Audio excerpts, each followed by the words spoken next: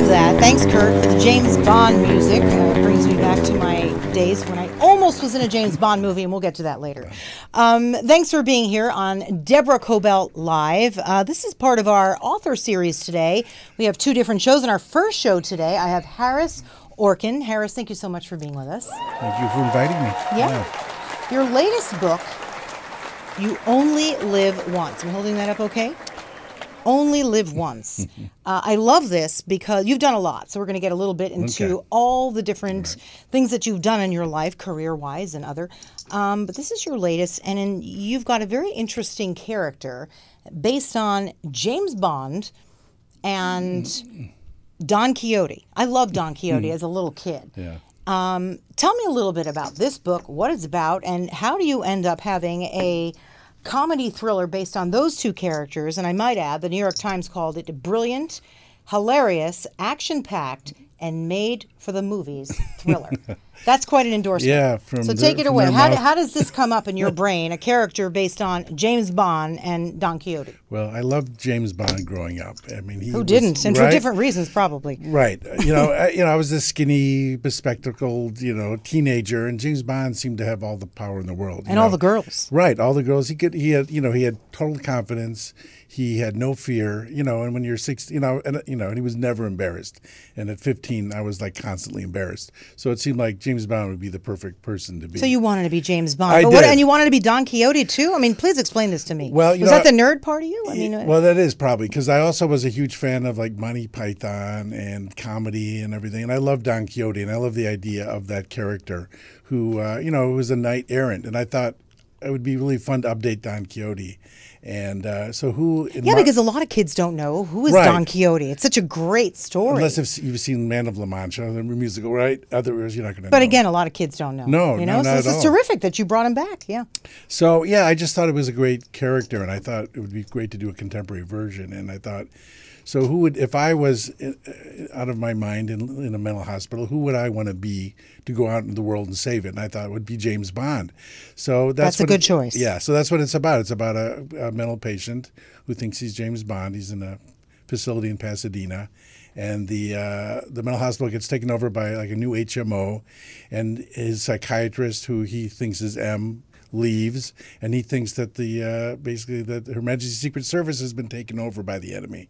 So he escapes, kidnaps an orderly named Sancho, and goes to try to find out what happened to M and what happened to the other people who left the hospital.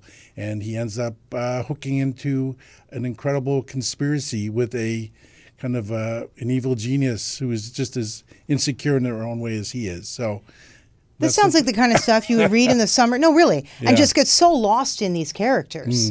As I'm listening to you, I'm getting a little caught up. And, I love this. But where does Don Quixote come into all this? Well, so basically, the main character, James Flynn, is the modern-day Don Quixote. He's going off into the world thinking he's saving damsels and fighting, dragons, and really, he's mistaken everything he sees in the world. But he, unlike Don Quixote, he actually stumbles into a real conspiracy and a real villain. And but he's just so confident that he knows what he's doing that he actually ends up knowing what he's doing.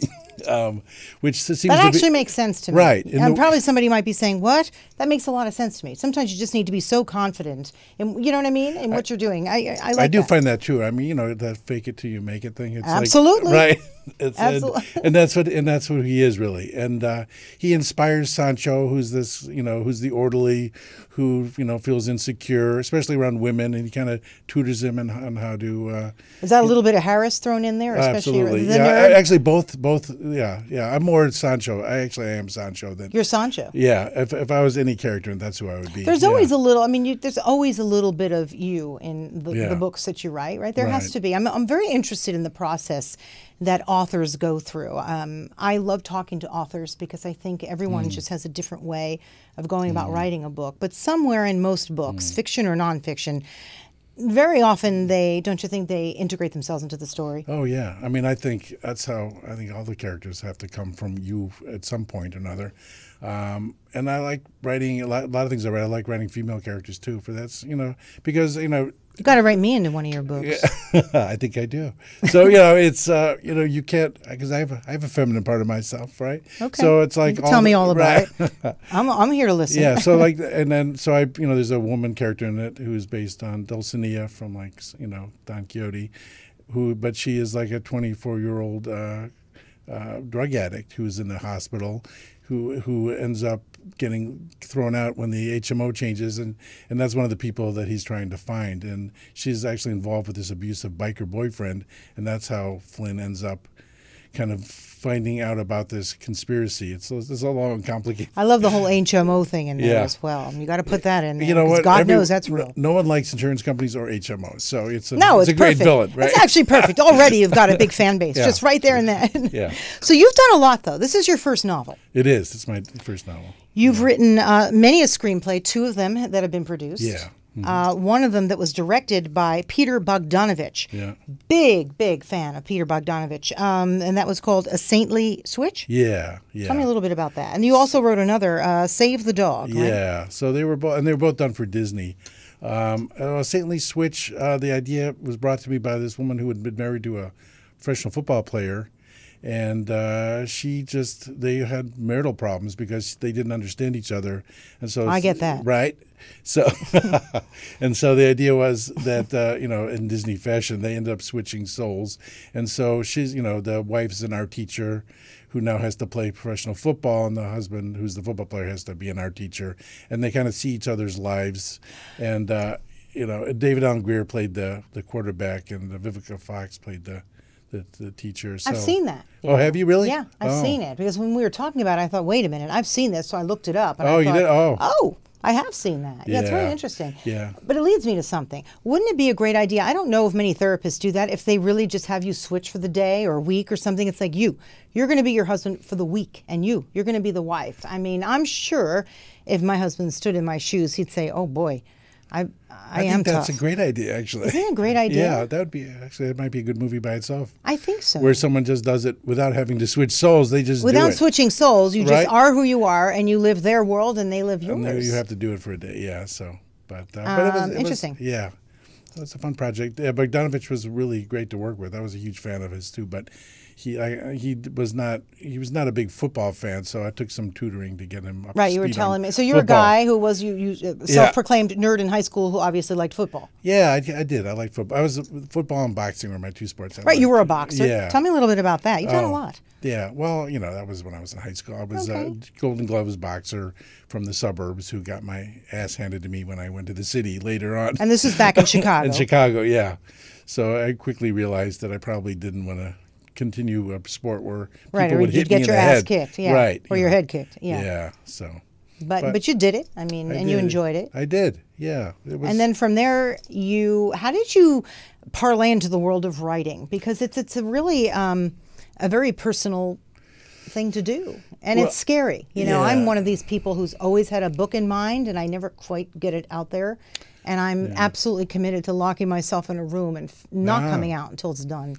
Well, I think I was writing things from the time I was a kid, so I knew, even though all through college that's what I wanted to do. So I came out here after I graduated, and I just it took me 7 years of writing scripts before I finally sold one. But what did you do in the meantime to make your dinner money? I worked in advertising for a long time, and I was a creative director, which actually I had a lot of fun with. I really enjoyed that. Creative. Yeah. It's a creative thing to do. It was. So what did you do in that? Well, I did a lot of the spots for Carl's Jr. All those Carl's Jr. spots with the sexy women. Yeah. Yeah, I probably. That was a hard day to go to work. Huh? You were on set with those? Yeah, so I was one of the people conceived like the Paris Hilton one with the, and I actually did one with Hugh Hefner, which where we went to the mansion, shot it there. Though I gotta say, I was not day at the office. I was not that impressed with the mansion. Hugh was already old, right? Yeah, it was kind of like old, and I don't think anybody touched it since the day he moved in. It felt very I'm told. Dusty and old, and I went up to his bedroom because he was picking out what he was going to wear, and his dusty old bedroom you have. Just all this stuff piled all around. He's like an 80-something guy who just has a bunch of stuff hanging around. Right. From what I'm told, there were scripts piled on the floor. Exactly. And that's exactly dusty old slippers and whatever ended up in the room, stayed in the room, probably Yeah. until the day he passed away. Yeah. I get it. An eclectic man. I mean, I've never been someone who's followed him all that much, but we all know who he is. So very interesting. Yeah. So. So from there, And so there, and then I, was writing screenplays, and I got into writing video games. Like I mentioned right, you that. were telling me in between writing your screenplays, when stuff wasn't getting picked up, you were playing video games at home, right, with your son. Right. So my son was like my wife pretty much says that the only reason I wanted a kid was so I had someone to play video games with, because Is she that right? would do that. Yeah. And we played, and that was a good bonding thing. And I came to realize that this was like the late 90s, that a lot of these games were just not, they were starting to use Violence? well, not that, mostly footage, film footage and actors, and it was like becoming a movie, but the acting was not that great, the writing was not that great, so I wondered if there was like a opportunity there for someone to really. So how did you crack open that door? So I started going to game conferences, and I met someone who introduced me to a bunch of people at the Blizzard and all these places, and I just took people out to lunch and picked their brains and asked them about it until I finally got hired by a company to do it, Atari. I wrote my first Wow, game. so your first game was with Atari? Yeah, and so I've been doing that for 12 years. I really enjoy it, actually. It's kind of like it's a brand new medium that's like there's no rules to it yet. People No are still rules, and figuring it's it out. huge. It is. It's gotten big.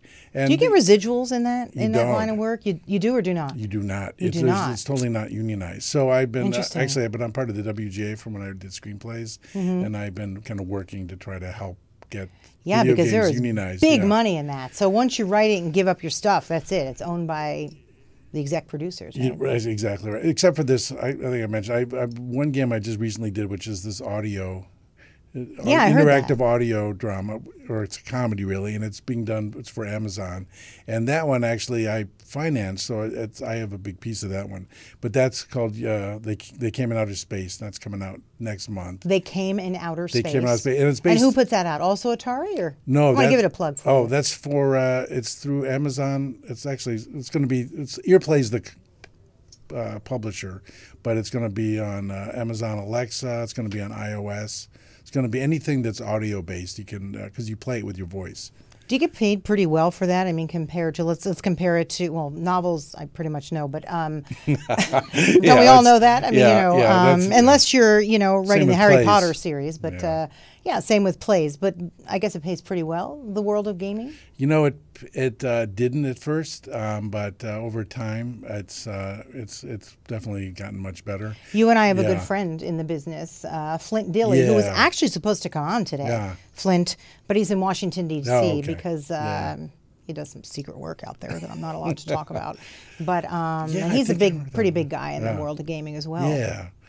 It's kind of a small group of people who do it. I mean, he's one of the first people I met who wrote video games. So, but it's been fun. It's like I'm sure your audience probably is not a big gamer audience. I'm guessing. You'd be surprised. Oh, really? Yeah. Yeah. So I've done some last couple of years. A game called The Division. It's a game called Mafia 3. Yeah, I read about that. Yeah. Right? So That was a big one for you, yeah, Mafia 3. yeah, in The Division. They and this game called Dying Light. They sell like 8 million copies, so they do pretty well. But it's it's kind of still a niche.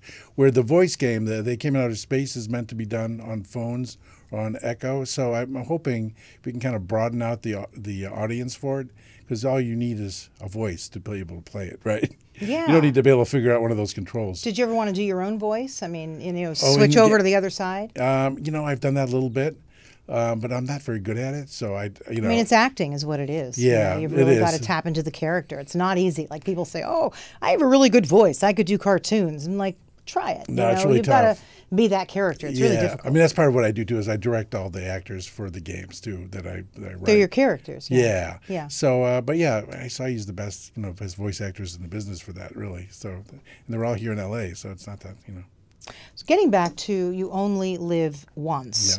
Yeah. What's your favorite James Bond film? And your favorite James Bond, actually. Well, Sean Connery is my favorite James Bond by far. Wow. So, and so the character in this modeled himself on Connery, so his accent is like Scottish. But I think Daniel Craig has done a pretty good job of it. I think he's as well. pretty terrific. I'm glad he's going to be doing this latest one. Yeah, one more I think he's going to do. Yeah, he's a solid guy. Yeah, they weren't sure if it was going to be Daniel Craig or Ryan Gosling, I think, this round. Oh, really? Yeah. Ryan Gosling. I would give anything to Ryan Gosling. So if it was Ryan Gosling... You know what? He'd probably make a great Bond, actually. I think wouldn't so. He? Yeah. He looks like he'd make a great Bond. He's actually kind of an understated actor. I don't think he quite gets the credit that he deserves. But we'll go with Craig for this one. Yeah. So what is it, Bond 25 now, this one? It is. Yeah, I know because I had been doing a little work for Bond 24, and I'm talking little. If you look the other way, it's like, that's it. I wouldn't be What did you do? on it. I ended up doing nothing. Let's put it that way. But I was so excited. I'm like, finally, I get my big time break. Yeah. And it never happened. So that's okay. Yeah. Maybe they'll pick me up for 25. No, I would have loved to, it'd be fun to write a Bond film. So this is my, by writing this book, I get to kind of do a Bond film back door, Flint actually wrote a Bond video game, I think. I think he did. Yeah.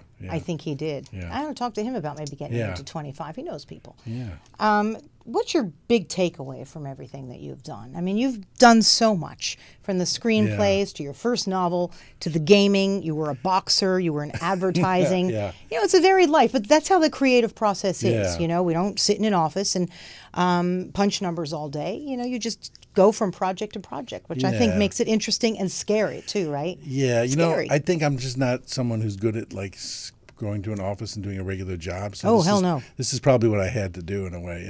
That's hard, right? Did you ever have a regular job? I did it for 2 or 3 days in high school, and I called my mom. I said, please, I'm not cut out to be a bookkeeper.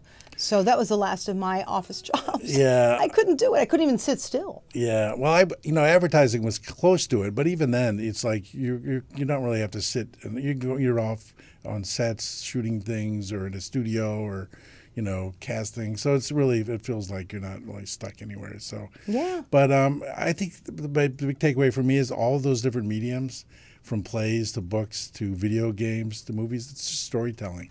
That's right. And the bottom line is, to me, is as long as I can do that, I'm happy, really. And a good character that people can relate to or get lost into, right? Yeah, and that's actually, and for video game writing, that's the most important part of it, because really you're just hooking into a character. And I actually, that's probably my strong point with writing anyways, is creating characters that you kind of hook into. That's what I really like to do best. So more so than plot or anything else, because for me the plot comes out of the characters completely. So yeah, no, I understand that. And then you just, as you're going about writing your book, do you already have a plot in mind, or does it evolve? Because I'm kind of trying to reach out to those people who are listening who are in the process of writing perhaps their first book.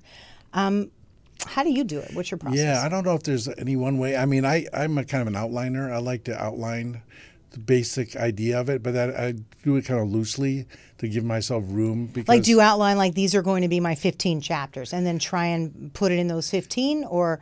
Because I know, for myself, looser than that. Yeah. I've just written chapters. I don't even know. And then somehow I think I'm going to just fit them all together. But then I'm thinking maybe that's disjointed. I don't know. Well, maybe because I started as a screenwriter. And you usually... Well, you needed a beginning, middle, and end. And you really outline it pretty strictly for the most part. So it probably informs what I do when I write books. But I like to outline it. And then sometimes the characters will take it someplace I didn't expect, or, and the plot will move in ways I don't expect. Usually, actually, the best stuff is when that happens. Yeah. Because it surprises me, it'll surprise the reader as well. Well, and plus you're tapping into something that you may have read about years ago, or some research you did, or something that you lived through as a young person, or currently. Well, it's a great process. Yeah, and I think part of it is just tapping into your subconscious, too, and letting your subconscious do some of the work as well. Because, I read this book on becoming a novelist by John Gardner. Mm-hmm, and he talks, I know it. Yeah, and he talks about how, that's really what you're trying to do, is kind of get yourself into that zone, like athletes get into the zone. So you're just... Now that I can relate to, as being an athlete as a kid. So you're right about that. That's a great comparison. Get in that zone and stay there. You can't step out of the line, Like I said, lock yourself in a room if you have to. Yeah. Whatever the discipline is, you have to to just... be focused. Honestly, to me, that's the hardest part. When people ask me about writing, the hardest part is just keeping your butt in the chair, really, I think. Yeah. Well, I've really enjoyed having you on here. I really, really have. Why don't you give a shout out to how people can get You Only Live Once? And I do love the title. I mean, what inspired the title, too? Well, the Bond movie, You Only Live Twice, so it's just a play on that. But it's, this character has one life, and this is his living it to the fullest, and that's really the idea. Yeah. So you get it on Amazon. You can get it at Barnes and Noble. You can go to harisorkin.com. And that's Orkin. Or Haris is Haris. Right, Haris with May one I R. add, yeah. Yes, and you can read, find out about where to get You Only Live Once and They Came in Outer Space, and you can see the other games and things I've worked on as well. So. Very, very exciting. Yeah. I really appreciate you coming in studio. Sure. And I look forward to talking to you again, and I look forward to passing this along to a lot of my friends. It's a great summer read. You can just get yourself lost. I was reading it on the beach. I love to read on the beach. Oh, that's because great. no one will bother me and no one will call me. It's a perfect because I will beach not read. take my phone out Yeah. in the sand. So it's a perfect place to read Yeah. this. So thank you again. Oh, thank you. Okay, and we will see you next time on Deborah Kobylt Live. Thanks for tuning in.